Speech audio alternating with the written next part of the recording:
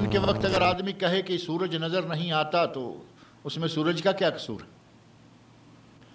دن کے وقت سورج نظر نہیں آتا تو سورج کا کیا قصور ہے؟ اپنی آنکھوں کا علاج کروائے۔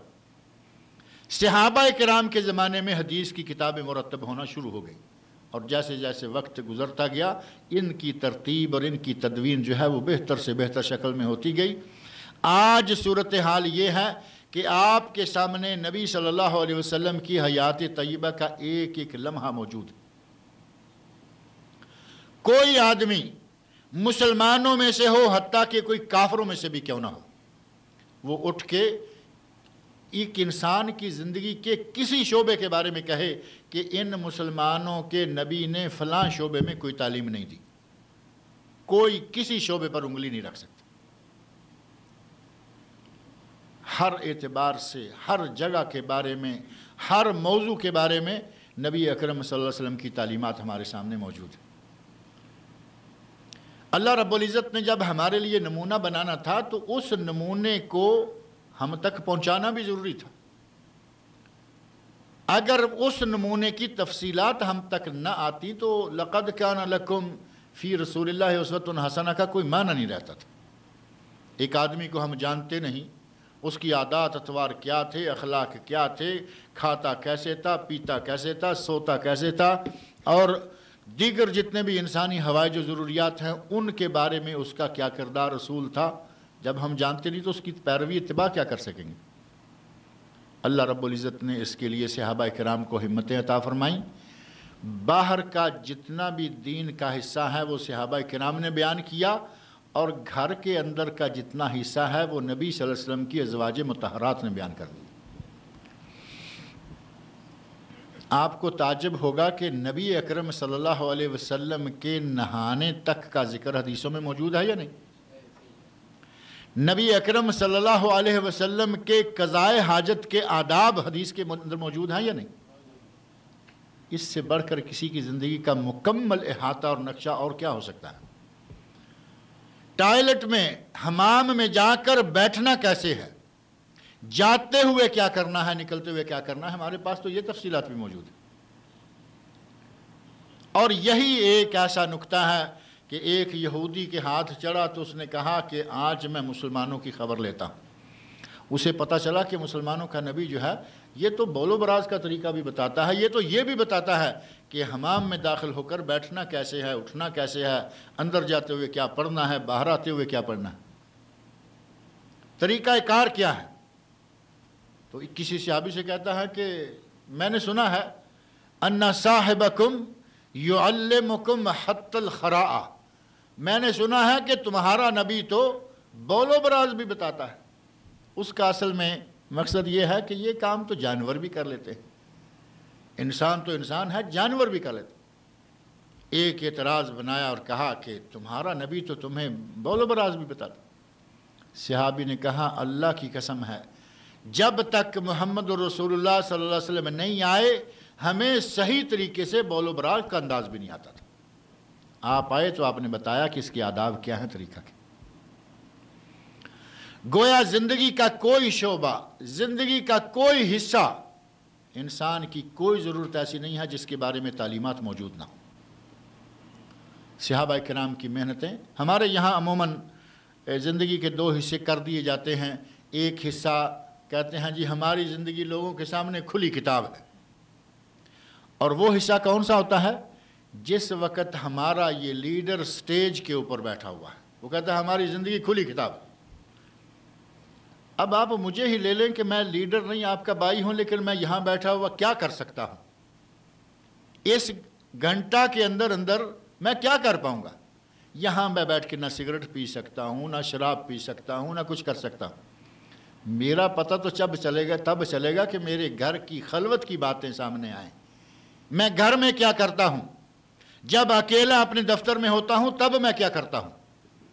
وہاں آپ کو بڑے بڑے پردہ نشینوں کے منہ سے دھواں نکلتا نظر آئے گا۔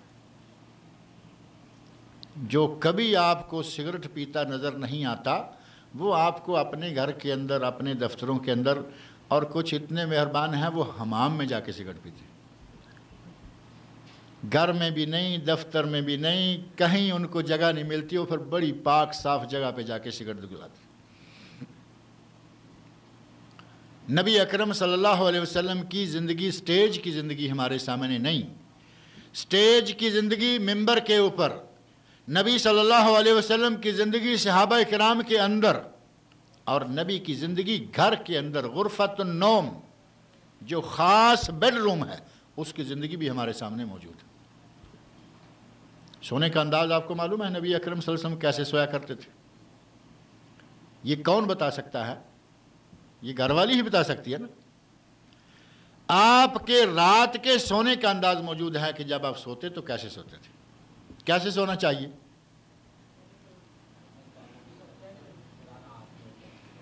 ہے نا، جن کی نظر ہے حدیث رسول صلی اللہ علیہ وسلم پر، سیرت پر، انہیں معلوم ہے کہ سونا کیسے چاہیے۔ نبی اکرم صلی اللہ علیہ وسلم جب لیٹتے، لیٹنے کا انداز آپ نے بتا دیا، یہ نہیں کہ جب چاہیں جیسے چاہے لیٹ جائیں، مختلف جگہوں پر لیٹنے اور بیٹھنے کے مختلف انداز ہیں۔ مسجد کے اندر لیٹنا جائز ہے، حتیٰ کہ بوقت ضرورت مسجد میں سونا بھی جائز ہے، آدمی مسجد میں سو سکتا ہے۔ ہمارے یہاں تو تالے لگ جاتے ہیں، بند ہو گئی مسجد، بات ختم ہو گئی۔ صحابہ کرام کی ایک جماعت رہتی ہی مسجد میں تھی، جو اصحاب صفہ ہیں، وہ تو معروف ہے نا، اسلامی یونیورسٹی کے سب سے پہلے طالب علم، پہلی یونیورسٹی، پہلے طالب علم جو اصحاب صفہ کہلواتے ہیں، وہ مسجد میں رہتے تھے، مسجد میں سوتے، مسجد میں کھاتے، ان کا سارا جو دن ہے وہ مسجد میں گزرتا تھا۔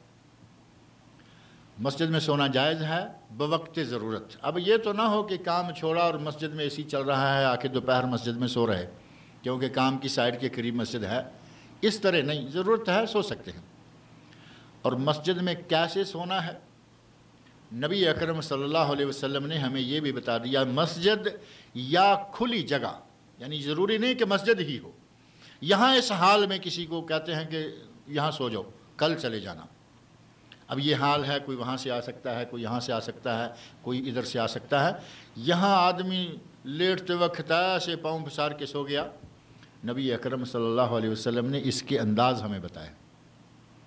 آپ نے فرمایا اگر کوئی کھلی جگہ پہ سوتا ہے، مسجد ہو، کوئی کھلی جگہ ہو، تو ایسے پاؤں پسار کر نہ سو، ایک ٹانگ ادھر جا رہی ہے، ایک ادھر جا رہی ہے، کچھ لوگوں کا عادت ہوتی ہے ایسے ہاتھ پیچھے کو ڈالے ہوئے، عجیب رنگ اختیار کیا ہوا ہوتا ہے۔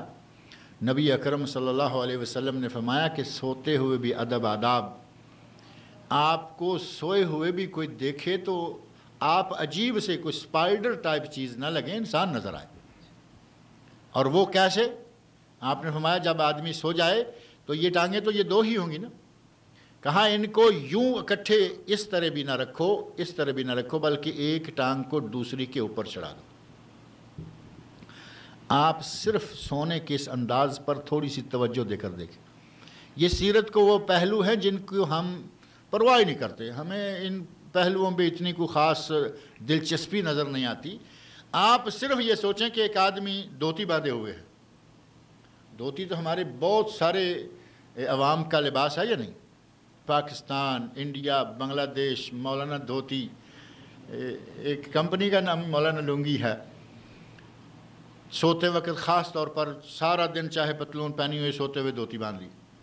اب سوتے ہوئے دھوتی باندھ لی اور یہ ٹانگیں جو ہیں پہلے یوں رکھیں، پھر کھلنا شروع کر دیا، کیا نتیجہ ہوگا؟ ننگا ہو جائے گا، سطر کھل جائے گا۔ نبی اکرم صلی اللہ علیہ وسلم نے ارشاد فرمایا کہ ٹانگ کے اوپر ٹانگ چڑھا کے لیٹو، تاکہ اسی طرح اگر سو جاؤ تو سطر کھلنے کا چانس ہی نہ رہے۔ نبی صلی اللہ علیہ وسلم نے تو ہمیں اس حد تک بتایا۔